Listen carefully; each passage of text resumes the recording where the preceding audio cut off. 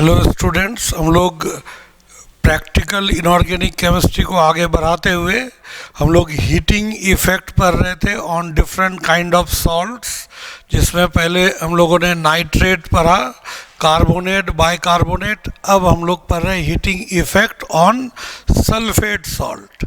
Sulphate salt जितना भी है उसको अगर हीट करेंगे हम लोग सल्फेट सॉल्ट को, तो इसमें सल्फेट सॉल्ट को हीट करने पर मेटल ऑक्साइड बनता है और सल्फर ट्राइऑक्साइड गैस बनता है।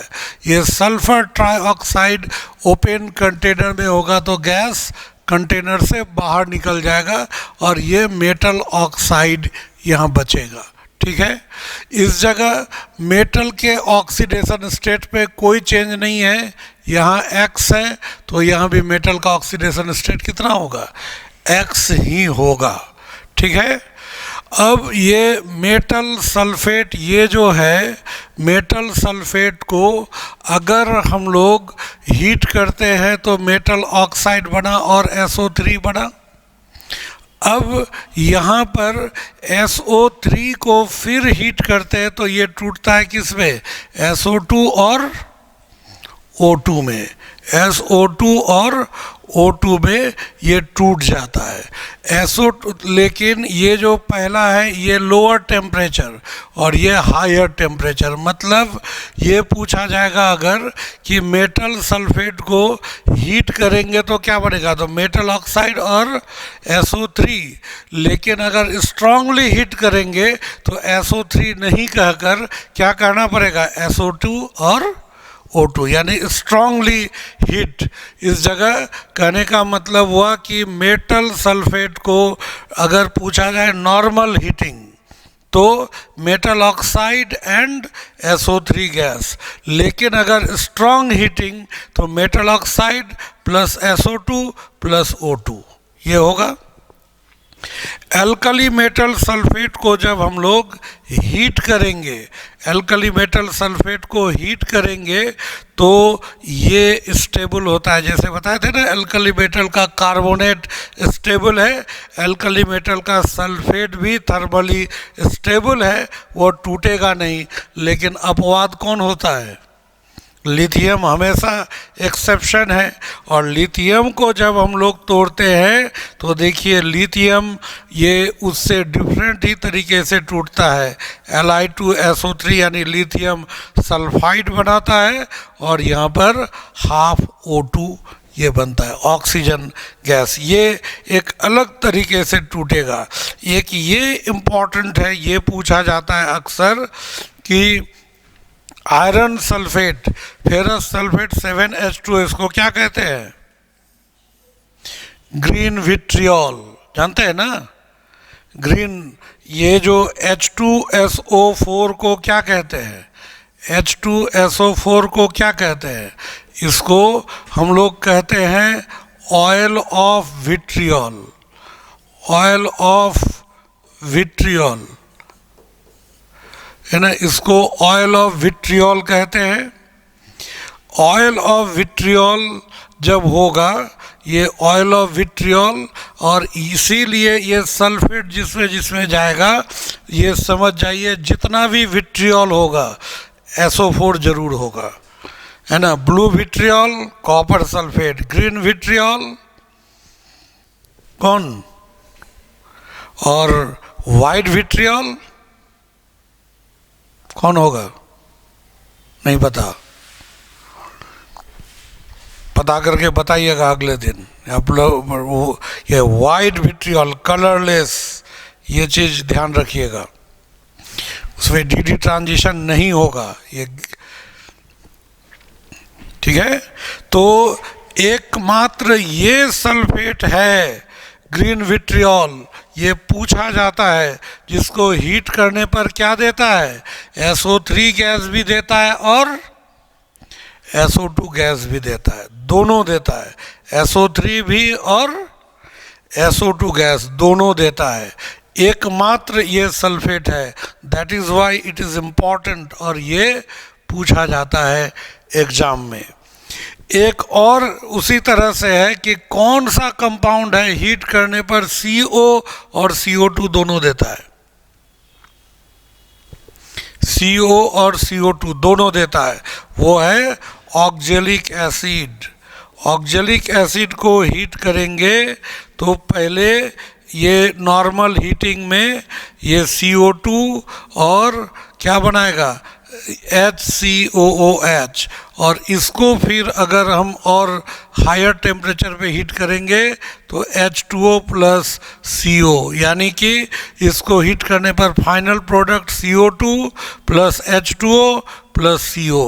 तो oxalic acid gives two types of gases CO2 and CO, है ना। उसी तरह ferrous sulphate 7H2O green vitriol को हीट करेंगे तो ये दो तरह के गैस देंगे, SO3 और SO2। ये इस चीज़ को इम्पॉर्टेंट बनाता है।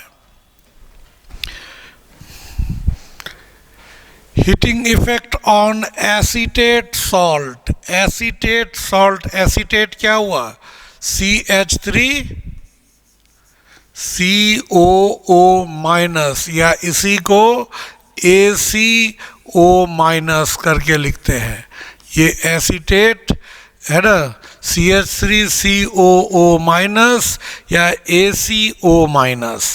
इसको एसीटेट सॉल्ट को जब भी हीट करेंगे पहले वो कन्वर्ट होता है कार्बोनेट सॉल्ट में, और फिर वाटर, और फिर क्या बनाएगा, एसीटोन, फिर एसीटोन बनाएगा। ये ऑर्गेनिक कंपाउंड में भी पढ़ना, ये ऑर्गेनिक कंपाउंड का है ही। एसीटेट, जैसे सोडियम एसीटेट को हीट करते हैं सोडा लाइम के साथ, क्या बनता है, मीथेन और सोडियम कार्बोनेट, है ना, मीथेन सोडियम कार्बोनेट, वाटर बनेगा।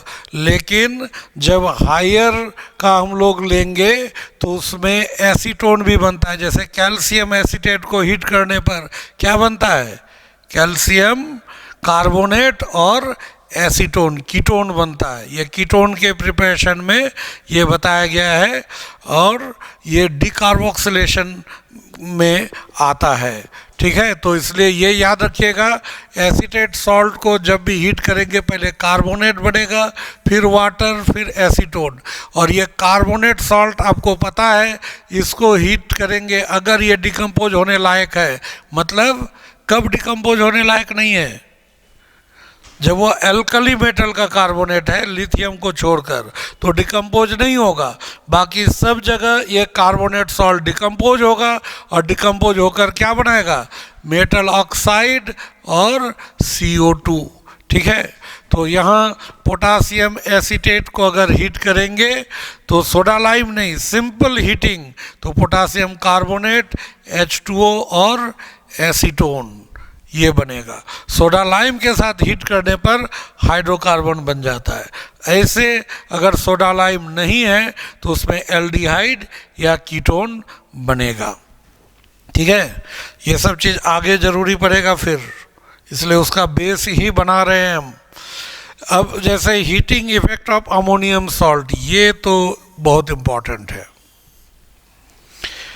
अमोनियम सॉल्ट्स को हम लोग जब हीट करते हैं तो एक होता है प्रैक्टिकल में, क्या किया जाता है ना, कि कोई सॉल्ट है तो आपको उसको वाच ग्लास में लेकर गरम किए, तो गरम करने पर क्या होगा, वो पहले पिघलेगा और फिर वेपर में कन्वर्ट हो जाएगा, है ना। ज़्यादा गर्म करेंगे तो कन्वर्ट होने के बाद फिर कहा जाता है कि उसको ठंडा होने दीजिए और ऐसे टच करके देखिए, अगर चिपचिपा लग रहा है या चिपचिपा नहीं लग रहा है। चिपचिपा लग रहा है मतलब वहाँ कुछ रेसिड्यू छोड़ के गया है वो, है ना।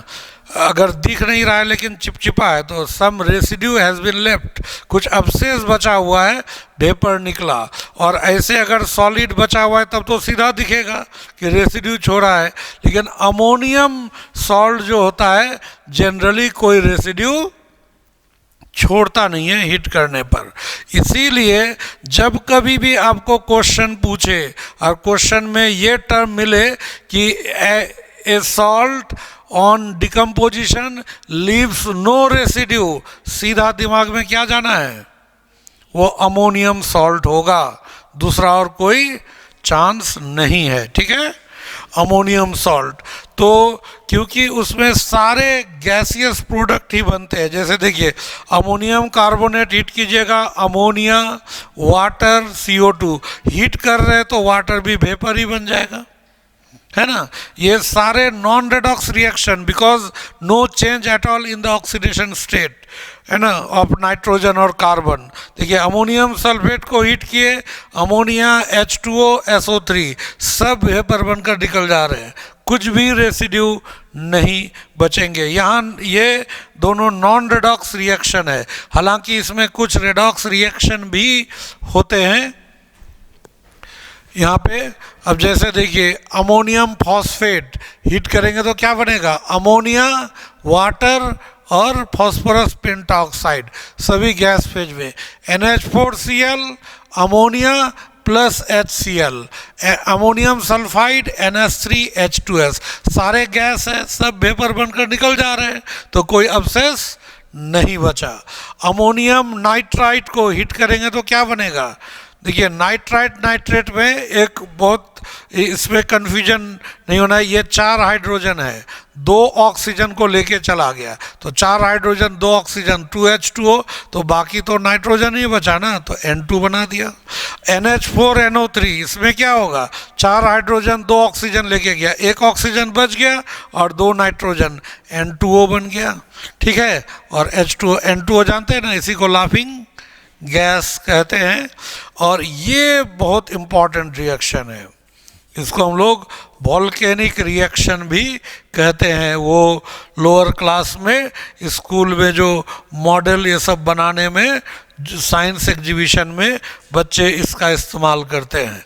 अमोनियम क्रोमेट ऑरेंज कलर का ये सॉलिड है, इसको जब हम हीट करते हैं तो उसमें क्या होता है कि उस तरह से बना करके अंदर वो डाला हुआ रहता है, उसमें एक मैग्नीशियम का फीता लगा के उसमें अगर आग जला देंगे तो जलते हुए अंदर जाएगा और वहाँ अमोनियम क्रोमेट टूट जाएगा, टूटकर नाइट्रोजन गैस बनेगा, Cr2 ग्रीन वहाँ से निकलेगा, वो लावा टाइप से बनकर निकलेगा। ये यहाँ पर अमोनिया का या नाइट्रोजन का ऑक्सीडेशन स्टेट -3, यहाँ 0, यानी ऑक्सीडेशन स्टेट चेंज है, यहाँ पर +6, यहाँ +3, ऑक्सीडेशन स्टेट चेंज है, तो ये सब क्या हो जाएगा, these are the redox reactions. Ammonium chlorate perchlorate, इसको हीट करेंगे, N2O2 Cl2 H2O वेपर बनेगा, यानी कि कहीं पर भी इस जगह क्या हो रहा है कि अवशेष बच ही नहीं रहा है। और ये तो अक्सर क्वेश्चन में देखिएगा तो ये मिलेगा, an orange solid on heating leaves no residue. तो बताइए the orange solid is ammonium dichromate, है ना, अमोनियम डाइक्रोमेट हुआ। ये नाइट्रोजन गैस बनाने का भी एक प्रोसेस है। ठीक है, तो ये हो गया हम लोग का ड्राई टेस्ट।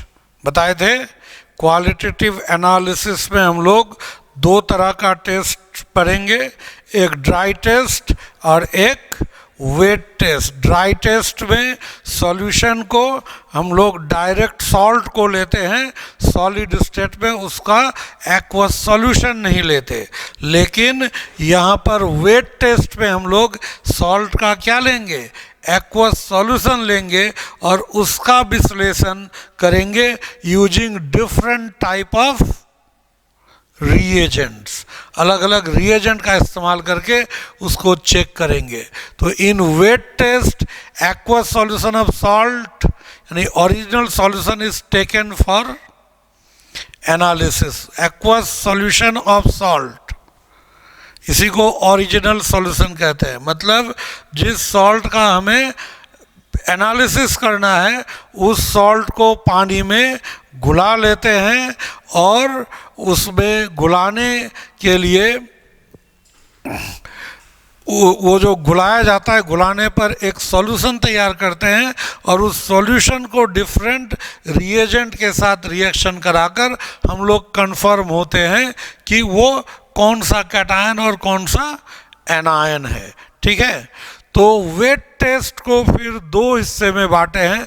एक प्रीलिमिनरी टेस्ट, प्रीलिमिनरी समझते हैं, बताए थे, प्राथमिक है ना, कहीं मान लीजिए कट उठ गया तो पहले आपको जाकर के डेटॉल ये वॉश करके लगा देगा, उसके बाद अब इंजेक्शन लेना है, दवा, वो बात का चीज़ है, लेकिन पहले सबसे पहले क्या करना है, तो ये प्रीलिमिनरी टेस्ट है ना, इससे हमें कैजुअल आइडिया मिलेगा।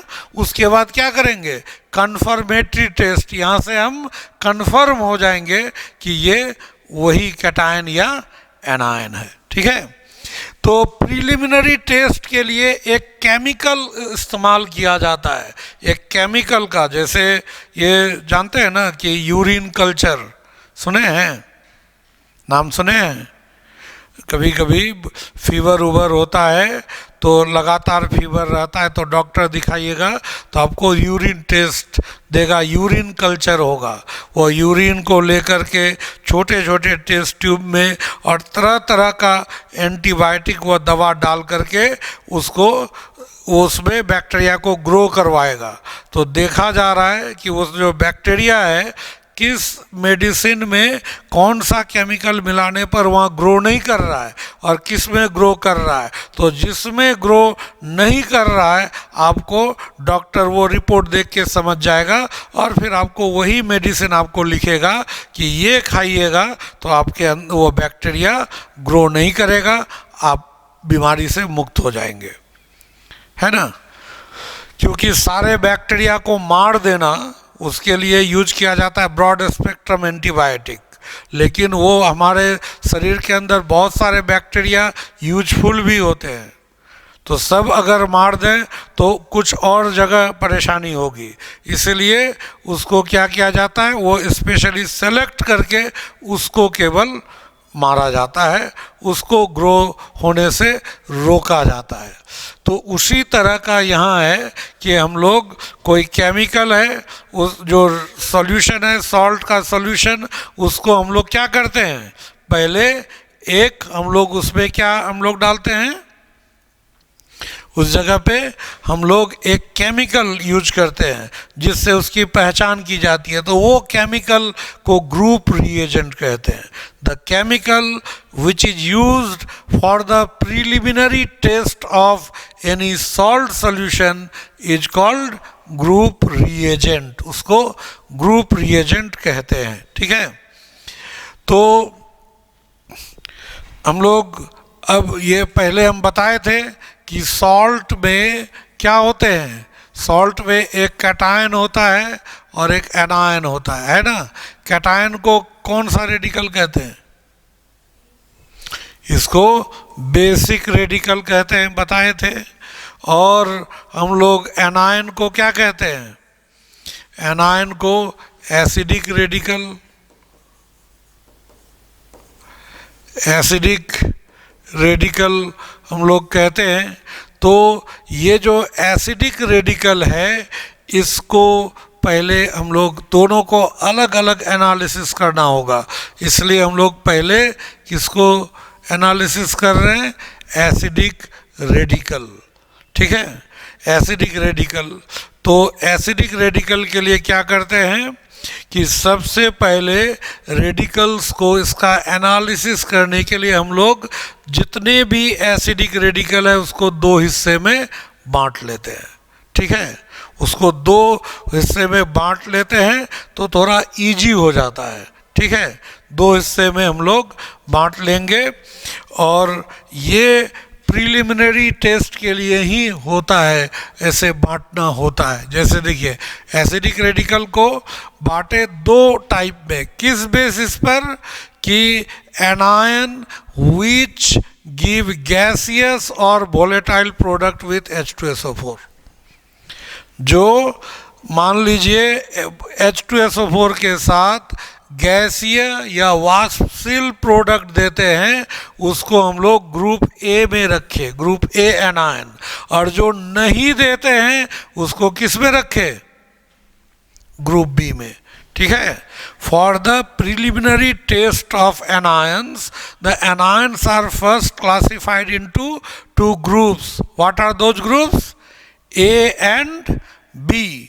तो एनायन ए ग्रुप में किसको रखे, ए ग्रुप में किसको रखे, ए ग्रुप में रखा गया जो H2SO4 के साथ वोलेटाइल या गैसियस प्रोडक्ट देता है ना, और बी ग्रुप में रखे जो वोलेटाइल या गैसियस प्रोडक्ट नहीं देता है H2SO4 के साथ, है ना। ये समझने के लिए बेसिक कुछ पहले से पता रहना चाहिए। अब बेसिक तो है नहीं, तो समझ में कैसे आएगा, तो सिर में तो दर्द होगा।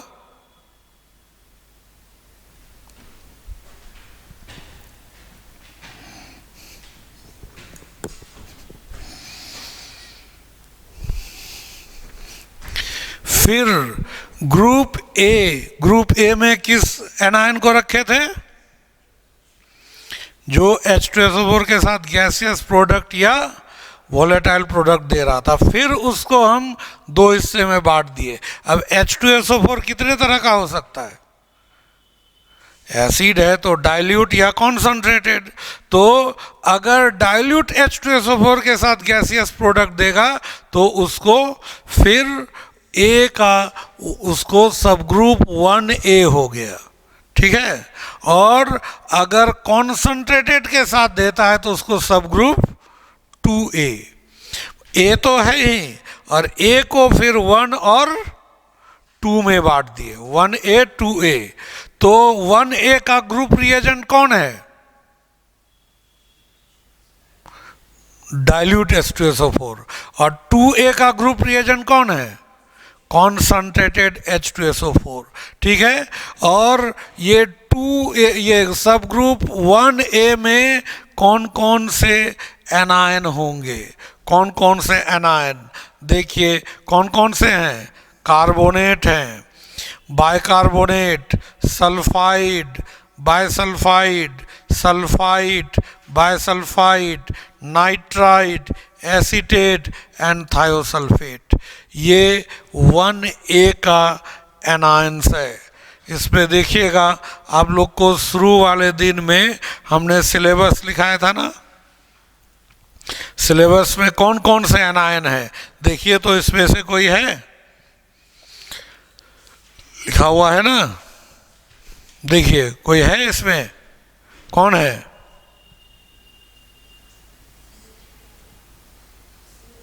CO3 किसमें, S डबल माइनस, ये तो है, यही सब है ही, फ्लोरीन, क्लोरीन, ब्रोमीन उधर है ना, हैलाइड भी है, आपको नाइट्रेट भी है, यहाँ हालांकि नाइट्रेट नहीं है, नाइट्रेट है, सल्फेट भी है ना सिलेबस में, है ना, तो वो आगे आएगा।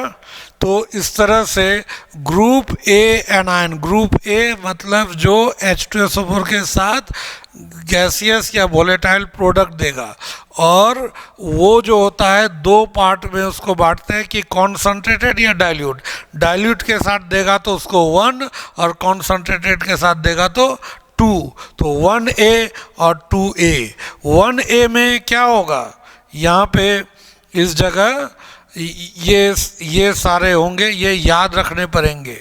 जो चीज़ मान लीजिए समझ में नहीं आ रहा है, दिक्कत है, एग्जाम में तो आएगा ही, तो क्या उससे दूर भागने से समस्या का हल है, उसको तो पढ़ना ही पड़ेगा। तो कोशिश कीजिए हर हालत में उसको पढ़ के ठीक करें, फिर कहाँ दिक्कत है वो पूछें, भागने से थोड़े समस्या का हल है। वो फिर टाइम पास स्टडी हुआ, मेडिकल के लिए सीरियसली पढ़ ही नहीं रहे हैं। फिर यहाँ पर इस जगह क्या होगा, जो कॉन्सनट्रेटेड के साथ देगा वो उसमें कौन कौन है, ये जितने भी हैलाइड आयन देखिए नाइट्रेट है, ये ऑक्जेलेट और ये बोरेट, ठीक है, ऑक्जेलेट और बोरेट, ये सब का आप लोग खुद से, ये सब का कोड है, वो कोड मैं नहीं बता रहा हूँ, ये you have to prepare yourself the code, जब खुद बनाइएगा तो वो आपको याद ज़्यादा रहेगा। हम लास्ट में जब ख़त्म होगा फिर हम सबका कोड बता देंगे एक एक करके, लेकिन अभी हम पहले कुछ चीज़ आप लोगों पर छोड़ते हैं कि कुछ खुद से बनाइए। खुद से जब स्टडी करेंगे, बनाएंगे कोड, तो अपने आप वो फिर भूलिएगा नहीं, याद रहेगा हमेशा के लिए। उसके बाद है देखिए group B anion. Group B ये तो H2SO4 के साथ तो देता ही नहीं है कोई गैसियस प्रोडक्ट या वोलेटाइल प्रोडक्ट, इसलिए उसमें ग्रुप रिएजेंट होगा ही नहीं, है ना। H2SO4 के साथ रिएक्शन ही नहीं कर रहा है तो वहाँ ग्रुप रिएजेंट होगा नहीं। इसमें हम लोग क्या करते हैं, सब ग्रुप यहाँ भी 1B और 2B में बांटते हैं। देखिए किस आधार पर, यहाँ H2SO4, ये देखिए एनायंस गिव कैरेक्टरिस्टिक प्रिसिपिटेशन, ये जो है खास तरह का प्रिसिपिटेट का फॉर्मेशन करेगा, और इसमें रखते हैं 2B में जो रेडॉक्स रिएक्शन देगा, यानी हम लोग केवल ऑक्सीडाइजिंग एजेंट को रखेंगे, ऑक्सीडाइजिंग एजेंट रिड्यूसिंग एजेंट को इसमें रखेंगे। देखिए क्रोमेट हुआ, डाइक्रोमेट हुआ, परमैंगनेट हुआ। क्रोमेट येलो कलर का, ये ऑरेंज कलर, और MnO4 किसका, पर्पल कलर, और MnO4 2- ग्रीन कलर का होता है। ये मैंगनेट है और वो क्या है, परमैंगनेट। ये क्रोमेट, ये डाइक्रोमेट। क्रोमेट येलो कलर, जो जिस कलर का है हम उसी कलर में लिखे हैं अलग अलग, और जहाँ कलर स्पेसिफाई नहीं किए हैं वहाँ पर मतलब उसका कोई स्पेसिफिक कलर नहीं है, दे आर कलरलेस। तो ये क्रोमेट, डाइक्रोमेट, परमैंगनेट और मैंगनेट। मैंगनेट जो होता है green, permanganate purple, chromate dichromate orange, chromate yellow, ठीक है। तो क्या क्या बेसिस हुआ, एक बार फिर से समझ लीजिए। जितने भी एनायन हैं उसको दो ग्रुप में, एक H2SO4 के साथ गैसियस प्रोडक्ट देगा या नहीं देगा, इस आधार पर। जो दिया उसको A, जो नहीं दिया उसको B में रखे। फिर A को दो हिस्से में बांटे, 1A 2A, किस आधार पर, डाइल्यूट के साथ देगा या कॉन्सनट्रेटेड के साथ देगा, ठीक है।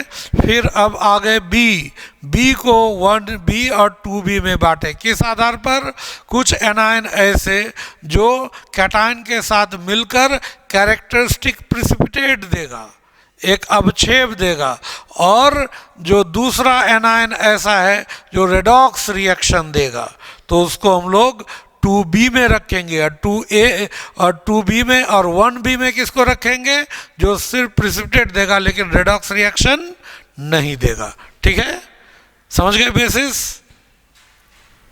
अब देखिए 1A का हम लोग लेते हैं, है ना, इंटरेक्शन ऑफ सब group 1A anion with group reagent. देखिए एनायन या एसिड रेडिकल, कोई भी एक एसिड है उसका एक सर्टेन Ka वैल्यू होगा, तो यहाँ एसिड Hb इससे रिएक्शन करेगा तो ये एक्सचेंज होगा, A- जाके B को रिप्लेस कर देगा, तो देखिए Ha बन गया और यहाँ B- हो गया, ये Ka- हो गया और ये Ka, ठीक है। ये रिएक्शन कब होगा, ये रिएक्शन कब पॉसिबल है, जब ये एसिड स्ट्रांग होगा और ये वीक होगा, तब ये रिएक्शन संभव है। तो ये स्ट्रांग, यहाँ पर क्या होना चाहिए, we have to carry out this reaction in forward direction, and for this the acid Hb should be stronger than Ha।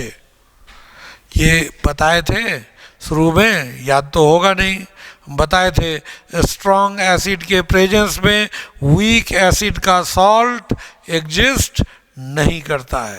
तो ये स्ट्रॉन्ग एसिड है और ये तो सॉल्ट से ही लिए है ना, तो ये एग्जिस्ट नहीं करेगा, एक्सचेंज कर लेगा और ये फिर वीक होगा। तो बताइए ये स्ट्रॉन्ग होने के लिए के ए का वैल्यू ज़्यादा होना चाहिए और के ए डैश का वैल्यू क्या होना चाहिए, कम होना चाहिए। ये पहला कंडीशन, यानी कि जो एसिड एनायन से इंटरेक्ट करेगा वो स्ट्रॉन्ग एसिड होना चाहिए और फिर इंटरेक्ट करके दूसरा एनायन देगा और एसिड देगा, but that acid should be weaker acid. ठीक है, वीक एसिड होना चाहिए। तो देखिए उसी तरह का ये कुछ है। कार्बोनेट लिए एनायन, कार्बोनेट H2SO4 से क्या करेगा, कार्बोनेट H2SO4 से रिएक्शन करेगा तो फिर ये इधर जाएगा और ये इधर चला जाएगा, तो क्या बनेगा बताइए, ये सल्फेट अलग हो गया और यहाँ H2CO3। और आपको पता है, ये बात है पता, कार्बोनेट H2CO3 का ये स्ट्रक्चर और इसमें एक कार्बन के साथ 2 OH, ये अच्छी तरह जानते होंगे कि एक कार्बन के साथ 2 OH नहीं रह सकता, ये अनस्टेबल होता है। हीट करने पर यहाँ से OH और H2O निकल जाएगा और फिर यहाँ CO2 बनेगा। तो इसीलिए ये H2CO3 फिर टूटा H2O और CO2, यानी कि एक कंटेनर में यहाँ पर मान लीजिए कार्बोनेट सॉल्ट है, कोई भी इस जगह कार्बोनेट सॉल्ट दिया गया है और कार्बोनेट सॉल्ट हम डालते ही क्या इसमें हम H2SO4 डाल दिए, कार्बोनेट सॉल्ट के सॉल्यूशन में डालते ही ये रिएक्शन होगा और क्या निकलेगा, CO2 गैस निकलेगा।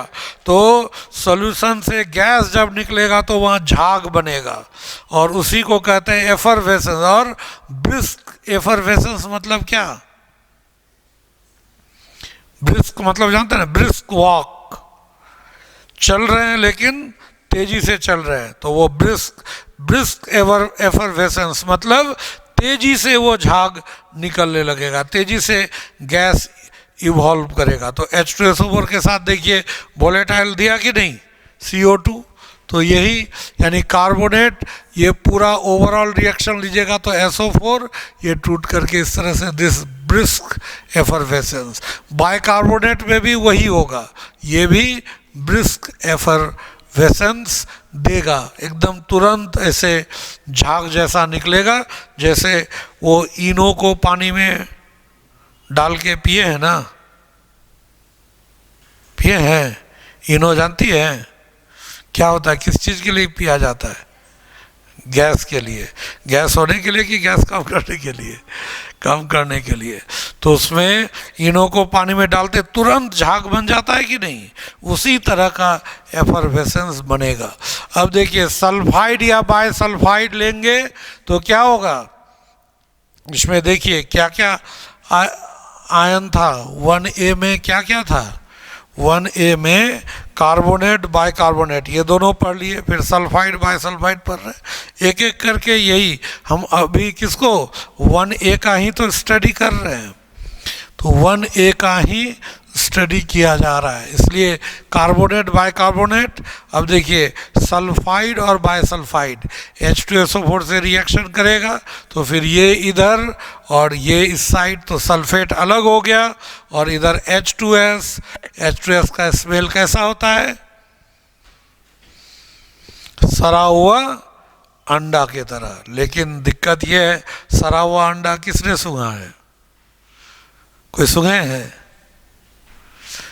सड़ा हुआ अंडा नहीं सूंघे तो नहीं होंगे, है ना, हम लोग तो सूंघे हैं सड़ा हुआ अंडा। और यही पढ़ के कि एक्चुअली पढ़े, तो जब हम लोग पढ़ते थे तो पढ़ने पर ये अब लिखा हुआ है, तो उसका स्मेल कैसा होता है, जस्ट टू फील वो मतलब कोई कोई अंडा ज़्यादा दिन तक रह जाता है या चूजा निकलने वाला था उसके पहले वो जैसे अंडा को अंडा को मुर्गी सेती है, ये जानते हैं ना, वो टोकरी में गांव में हम लोग करते हैं, टोकरी में ये कुछ बिछा करके अंडा रख करके उसके ऊपर मुर्गी बैठ जाती थी और वो उससे फिर बच्चा निकलता था। तो कुछ अंडे खराब होते थे, उससे बच्चा निकलता ही नहीं था, मतलब वो अंडा खराब है। तो खराब है तो उसके लिए क्या होता था कि उसको मतलब तोड़ करके तब उसको सूंघें। या गांव में जो पहले उस तरह से दुकान नहीं होता था कि एग इजीली अवेलेबल हो जाए, तो गांव में लोग जो मतलब पालते थे, अब वहाँ से अंडा खरीदना है तो वो कई दिनों से रखा हुआ है, हो सकता है ख़राब हो, तो अंडा को चेक कैसे किया जाता है कि ये अंडा ख़राब है? पानी में डाल के, अगर तैरने लगेगा तो ख़राब हो गया, जो डूब गया वो सही है। या फिर दो अंडा के बीच में तीसरा अंडा डाल के, हालांकि वो रिस्की है, गिर सकता है, वो डाल करके ऐसे रखते हैं वो घूम रहा है कि नहीं। तो इस तरह से तो उसका जो स्मेल है तो रोटेन एक लाइक स्मेल, रोटेन फिश का स्मेल तो मिल जाता है आसानी से। आप मछुआ टोली किसी भी मछली बाज़ार में जाइएगा तो वहाँ आपको स्मेल मिल जाएगा रोटेन फिश का, लेकिन रोटेन एग लाइक स्मेल होता है सल्फाइड का, ये उसका कैरेक्टरिस्टिक स्मेल है। उसी तरह सल्फाइड और बायसल्फाइड, याद रखिएगा, सल्फाइड बायसल्फाइड और कार्बोनेट बाइकार्बोनेट का रोल ऑलमोस्ट एक जैसा है, अंतर बता दिए थे कि नहीं? कार्बोनेट बाइकार्बोनेट CO2 गैस देगा, सल्फाइड और बायसल्फाइड SO2 गैस देगा, कार्बन की जगह सल्फर आ गया। और CO2 और SO2 में क्या डिफरेंस है, लास्ट क्लास में वही बताए थे हम, है ना, कि एक क्या है, ये मतलब रिड्यूसिंग एजेंट का काम करेगा, एक नहीं करेगा। तो सल्फाइड और बायसल्फाइड H2SO4 से रिएक्ट करके ये क्या होगा कि सल्फाइड यहाँ आएगा तो सल्फेट अलग, और H2SO3 ये जो होता है ना, ये H2SO3 होता है, और यही टूट कर H2O और SO2 गैस। और SO2 का कैसा होता है? बर्निंग सल्फर लाइक स्मेल, मतलब लग रहा है कि लहसुन का, जो ऑलमोस्ट लहसुन का गंध है ये, बर्निंग सल्फर। और नाइट्राइट अगर लेंगे तो देखिए नाइट्राइट ये क्या करेगा, इसको रिप्लेस करेगा तो HNO2 बनाएगा, और सल्फेट, ये HNO2 क्या होता है, इसको अगर ये HNO2 टूट जाता है H2O और N2O3 में, और N2O3 फिर टूट करके NO और NO2, और फिर NO हाफ O2 से मिलकर NO2, यानी कि HNO2 टूट करके H2O और NO2 गैस बनाएगा। N2O3 तो बनाया, वो फिर टूट जा रहा है किसमें, NO और NO2, और NO2 तो है ही, NO फिर ऑक्सीजन से रिएक्ट करके, एयर का ऑक्सीजन से रिएक्ट करके NO2 बना देगा, इसलिए HNO2 फाइनली टूट कर ये H2O और NO2, तो H2SO4 के साथ रिएक्ट कर NO2 गैस प्रोवाइड कर रहा है। ये हो गया। उसके बाद क्या था, एसीटेट था। तो एसीटेट को हम लोग किए H2SO4 के साथ रिएक्शन, तो H2SO4 ये क्या करेगा, इसका SO4 निकल जाएगा और H इसके साथ मिल जाएगा, तो एसिटिक एसिड, विनेगर स्मेल, सिरका जैसा स्मेल आएगा, ठीक है।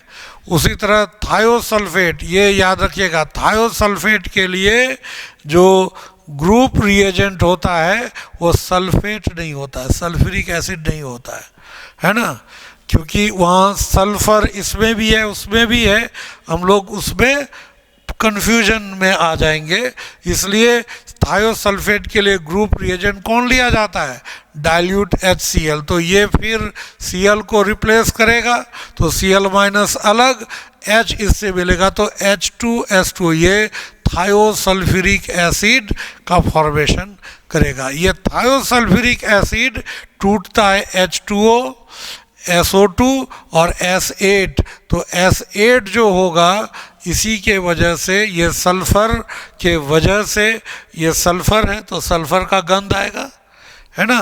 तो इसीलिए हम लोग थायोसल्फेट को जब डाइल्यूट HCl से रिएक्शन कराते हैं, SO2, है ना, और ये क्या हो जाएगा, ये वाइट टर्बिडिटी, गैस बन रहा है और वहाँ सॉलिड तुरंत बना है सॉल्यूशन में, अभी तो प्रिसिपिटेट हो नहीं पाया है, तो गैस के साथ वो निकलेगा, इसलिए वाइट टर्बिडिटी, वाइट टाइप का ये इस गैस के साथ सल्फर भी निकलने लगेगा।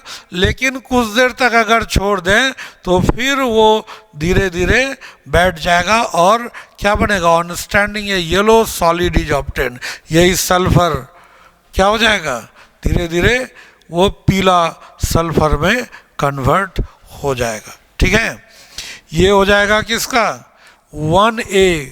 1A ग्रुप का सल्फाइड थायोसल्फेट। देखिए 1A में कौन कौन था, 1A में ये सबका हो गया कि नहीं, कार्बोनेट, बाइकार्बोनेट, सल्फाइड, है ना, bisulphide, sulphide, bisulphide, nitrite, acetate, सबका हो गया कि नहीं H2SO4 के साथ। ये कौन सा गैस देता है, ये दोनों CO2, ये दोनों H2S, ये दोनों SO2, ये NO2 गैस देता है। ये क्या देगा, एसिटिक एसिड H2SO4 से रिएक्शन करके क्या हो जाए, विनेगार स्मेल, विनेगार का बनेगा, है ना, वो वेपर के फॉर्म में। और थायोसल्फेट से क्या बना, SO2 और S8, है ना, वाइट टर्बिडिटी प्रोड्यूस हुआ। और अब हम लोग 2 एनायन, इसमें कौन कौन आएगा, जितने भी हैलाइड है, नाइट्रेट, ऑक्जेलेट और borate.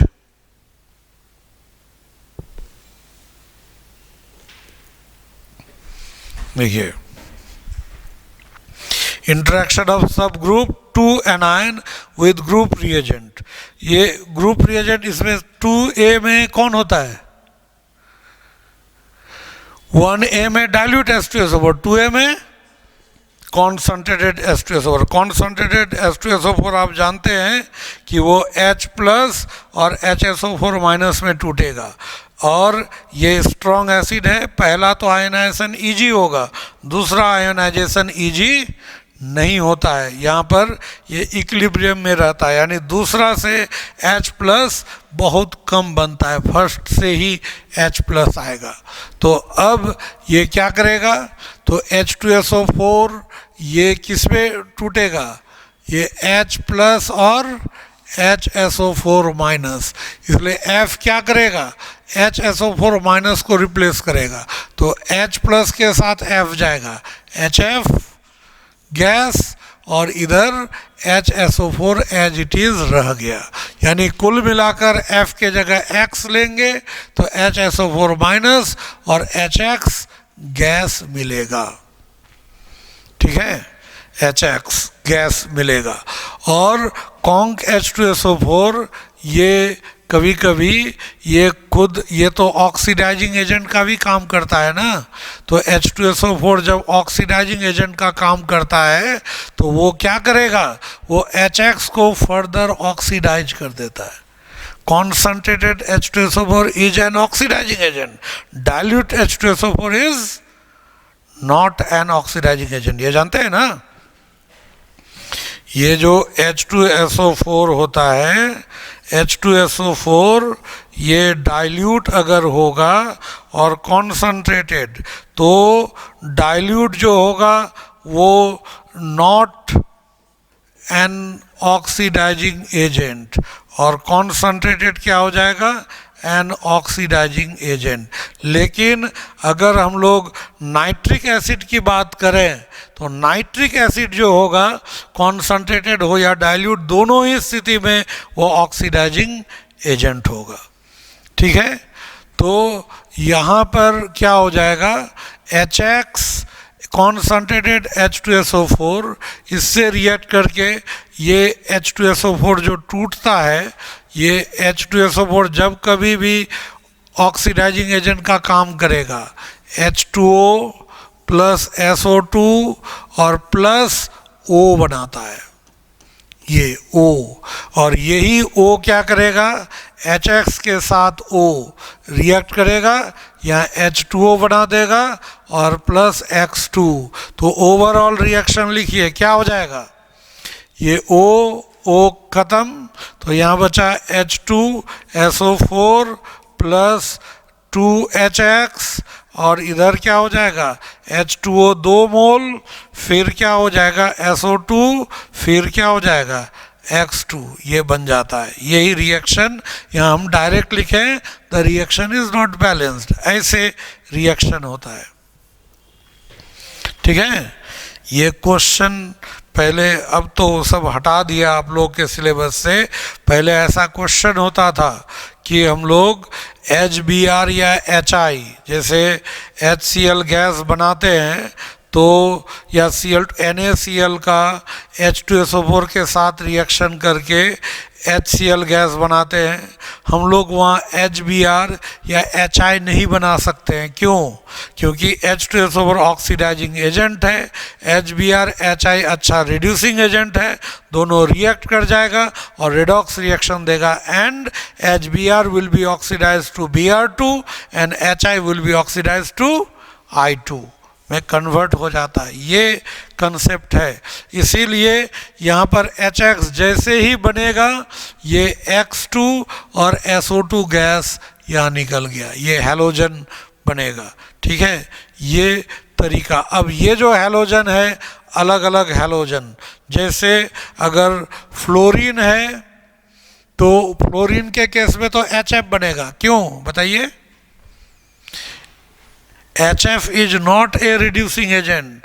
HF cannot be oxidized by any oxidizing agent. पता है ना? ये एकदम नीट में डायरेक्ट ये क्वेश्चन पूछा हुआ है कि इसमें क्वेश्चन है HI can be oxidized by KMnO4.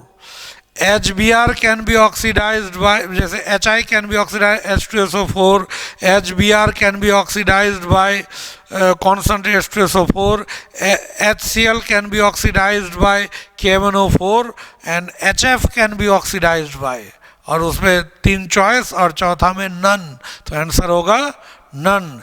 HF can never be oxidized, है ना? फ्लोरीन से कोई इलेक्ट्रॉन खींच ले, किसी में दम कहाँ है? फ्लोरीन का इलेक्ट्रोनेगेटिविटी सबसे ज़्यादा है, इसलिए HF नहीं लिखे हैं यहाँ, क्योंकि वहाँ पर F2 बनेगा ही नहीं, इसलिए F2 मैंने नहीं लिखा है। ठीक है, F माइनस के केस में HF बनेगा। HF क्या होता है? Colourless gas and causes itching of glass. Itching of glass जानते हैं? ये शुक्र मनाइए कि इनऑर्गेनिक को हटा दिया है सिलेबस से, कि बहुत मतलब जो सिलेबस जो हटाया है ना, उसका आप लोग को आभार प्रकट करना चाहिए। इनऑर्गेनिक में इतने रिएक्शंस है और इसको पढ़ाना, याद रखना, ये जब तक प्रैक्टिस नहीं करेंगे बार बार, इनऑर्गेनिक को याद रखना बहुत टफ है। इसमें हम लोग ये जो ईचिंग, कांच को, इसमें क्या होता है, कांच को अगर हम लोग इसमें क्या करते हैं, HF में डुबाएंगे तो HF के साथ कांच रिएक्शन कर लेता है। रिएक्शन करने के वजह से कांच के ऊपर एक क्या हो जाता है, वो निशान बन जाएगा। ठीक है, वो निशान बन जाता है। तो जहाँ जहाँ हमें निशान बनाना है वहाँ क्या करते हैं, पहले कांच को लिक्विड मोम का लेयर चढ़ा दिए पूरा कांच पर। ठीक है, लिक्विड मोम का लेयर चढ़ाने के बाद वो पूरा लेयर चढ़ गया, और जहाँ जहाँ डिजाइन बनाना है वहाँ मोम को खरोच दिए। ठीक है, उस तरह का रहता है पेन या नीडल टाइप, उससे उसको खरोच दिए, और अब उस कांच को हम किस में डाल दिए, HF में। तो जहाँ जहाँ मोम को खरोच दिए थे वहाँ कांच HF के कांटेक्ट में आ गया तो वहाँ निशान बन जाएगा, और जहाँ मोम था कांच के कांटेक्ट में नहीं आया वहाँ निशान नहीं बनेगा। फिर वो निकाल कर कुछ देर बाद मोम को हटा देंगे तो कांच के ऊपर क्या होगा, डिजाइन बन जाएगा। ईचिंग का मतलब तो जानते हैं, खुजलाना। तो कांच के ऊपर जैसे अगर ड्राई स्किन है ऐसे खुजलाइएगा तो निशान बन जाता है ना, तो उसमें भी एक निशान बन जाता है HF के द्वारा। इसलिए इस घटना को क्या कहते हैं, ईचिंग ऑफ ग्लास कहते हैं। वो HF में ही होता है, HCl HBr HI में नहीं होता है। तो ये अगर मान लीजिए हैलाइड सॉल्ट है, आपको दे देगा एक हैलाइड सॉल्ट है, कॉन्क H2SO4 से रिएक्शन कराए तो एक कलरलेस गैस बन रहा है। तो colourless gas chlorine bromine iodine तो कलरलेस है नहीं, यानी कि वो हैलाइड जरूर कौन होगा, फ्लोराइड होगा। और वो फिर और कंफर्म होने के लिए कांच के साथ कांच का टुकड़ा लाएंगे, उसमें वो गैस निशान बना रहा है कि नहीं, तो उससे कंफर्म हो जाएंगे। लेकिन अगर X2 बना तो क्लोरीन का कैसा कलर होता है, पैरोट ग्रीन गैस। ब्रोमीन कैसा होता है, bromine brown gas which liquefies at room temperature. याद कीजिए पहले भी बताए थे। NO2 भी ब्राउन गैस है लेकिन वो रूम टेम्परेचर पे लिक्विफाई नहीं होता है, ये ब्राउन है, रूम टेम्परेचर पे लिक्विफाई होता है। I2 वायलेट गैस है और ये अगर हम लोग इसको छोड़ देंगे तो धीरे धीरे नॉर्मल कंडीशन पे ही वो सॉलिड में कन्वर्ट कर जाएगा, क्योंकि रूम टेम्परेचर पर आयोडीन क्या होता है, सॉलिड होता है। ठीक है, और उसमें मेटालिक लस्टर होता है, जानते हैं ना, आयोडीन में मेटालिक लस्टर होता है, बट वो मेटल नहीं है।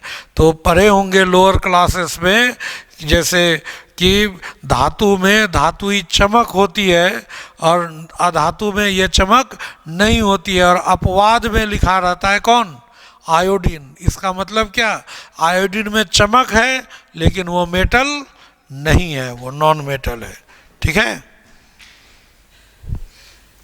उसके बाद क्या था, नाइट्रेट, ऑक्जेलेट और बोरेट। तो नाइट्रेट का क्या होगा, नाइट्रेट, तो नाइट्रेट ये इधर जाएगा और ये इधर निकल जाएगा, तो क्या बनेगा, नाइट्रेट। और H2SO4 में H2SO4 स्ट्रॉन्ग एसिड है, पता है ना, एसिड बेस में बताया हुआ है। तो ये नाइट्रेट उसको रिप्लेस करेगा तो बना देगा HNO3 और HSO4 माइनस। ये HNO3 क्या होता है, ये टूटकर H2O NO2 और O2 देता है। इसलिए जितने भी नाइट्रेट सॉल्ट है कॉन्क H2SO4 से रिएक्ट करके NO2 गैस यानी ब्राउन गैस और O2 देगा। और ऑक्जेलेट क्या करेगा, बताए थे आपको, ऑक्जेलेट, ऑक्जेलिक एसिड ही ऐसा है जो हीट करने पर CO और CO2 देता है। देखिए CO और CO2 देगा। बोरेट क्या देगा, बोरेट बोरिक एसिड, ये एक्चुअली रूम टेम्परेचर पर ये क्या होता है, रूम टेम्परेचर पर ये सॉलिड होता है बोरिक एसिड। देखे ना बोरिक एसिड, वो जो कैरम बोर्ड खेलने में वाइट पाउडर जो यूज किया जाता है वो बोरिक पाउडर, बोरिक एसिड है। ठीक है, और वो उसमें हाइड्रोजन बॉन्ड होता है, इसलिए बाकी जगह कॉन्क H2SO4 से देखिए हीट नहीं करना पड़ा है, यहाँ हीट देना पड़ा है। क्यों, क्योंकि बोरिक ये इसमें जो होता है बोरिक एसिड में हाइड्रोजन बॉन्ड होते हैं, और हाइड्रोजन बॉन्ड होने के वजह से वो नॉर्मल कंडीशन में वोलेटाइल नहीं होगा, इसलिए उसको गर्म करना पड़ेगा हाइड्रोजन बॉन्ड को तोड़ने के लिए। हाइड्रोजन बॉन्ड तोड़े और तब ये बोरिक एसिड कलरलेस गैस के रूप में बाहर निकल जाता है। ठीक है, तो ये हो जाएगा क्या, इंट्रैक्शन ऑफ, क्या हो जाएगा, interaction of anions 1A 2A हो गया, 1A और 2A के बारे में हम लोग यहाँ स्टडी कर लिए। ठीक है,